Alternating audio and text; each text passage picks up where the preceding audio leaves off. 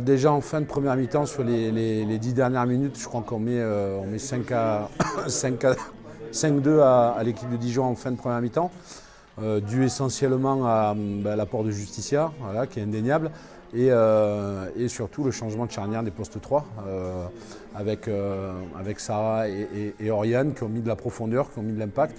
Et ça nous a un petit peu remis dans le bain, en tout cas sur la fin de première mi-temps. Et ensuite derrière, voilà, Justicia sort des arrêts décisifs au bon moment parce qu'on n'était pas loin du point de rupture, mais elles les ont pas lâché et ça montre tout le caractère de cette équipe. Non, je pense qu'on a des joueuses qui sont matures quand même sur leurs prestations. Il n'y a pas une joueuse qui triche en tout cas et qui se ment à elle-même ou qui ment en groupe.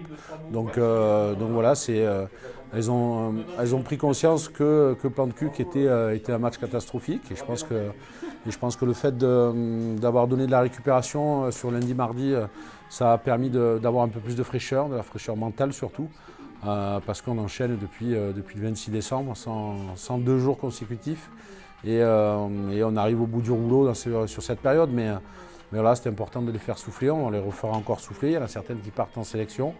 Et donc il faudra encore bien gérer nos 5-6 matchs qui nous restent sur 25 jours. Ça va être quoi justement le programme après cette rupture Après la semaine internationale, on a 5 matchs en 25 jours. Donc voilà, pour des équipes qui sont en play-down avec un effectif professionnel assez limité, il faut réussir à faire attention à elles parce que nos joueuses centre de formation et nos jeunes joueuses ont des doubles projets qui sont aussi énergivores et il n'y a pas que l'entraînement, il y a aussi toute la vie à côté sur le double projet. Voilà, on a la moitié d'effectifs qui est en double projet, l'autre moitié qui est en reconversion.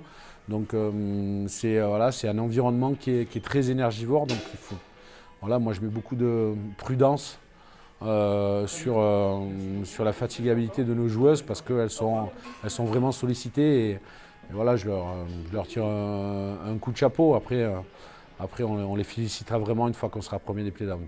Il fallait pour qu'on reprenne confiance en nous, qu'on reprenne confiance, on retrouve ce groupe, l'esprit d'équipe. Et puis ça fait du bien, c'est sûr que ça fait du bien en plus de gagner à la maison. Il manque juste le public maintenant. Ouais, c'est ça, il manque juste le public. En première mi-temps, on était plus dans le contrôle en défense. Et en deuxième, on a mis l'agressivité qu'il faut, on a neutralisé, on a fait plus de neutralisation et tout. On a essayé de ne pas faire la même erreur que la semaine dernière parce que c'était un peu le même scénario au début du match. Et la semaine dernière, on a complètement lâché, on n'était pas ensemble.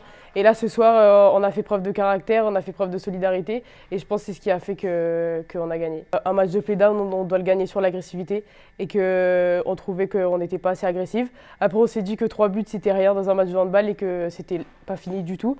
Donc on revient avec une envie d'augmenter l'agressivité, une envie de revenir, de recoller au score parce que courir après le score c'est toujours difficile. Et voilà, on vient avec plein d'ambition et ça a payé.